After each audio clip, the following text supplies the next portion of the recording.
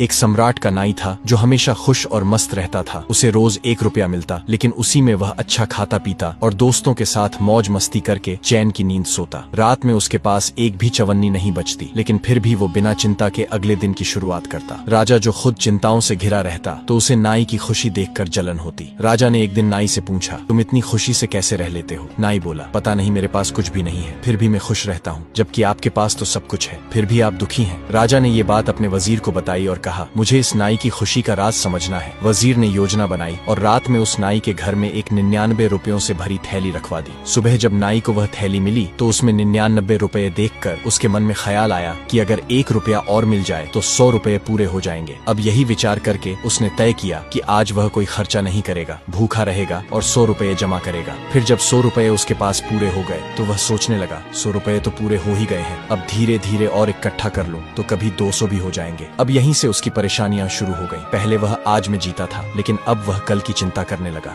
धीरे धीरे उसकी खुशी खत्म हो गई और उसका काम में भी मन नहीं लगता। राजा ने जब उसे परेशान देखा तो परेशानी का कारण पूछा। नाई ने बताया, एक रात मुझे 99 रुपए मिले, तब से मेरी नींद और खुशी दोनों गायब हो गए हैं। राजा को अब यह समझ आ गया कि जीवन में संग्रह का लालच और चिंता ही शांति को छीन लेते हैं।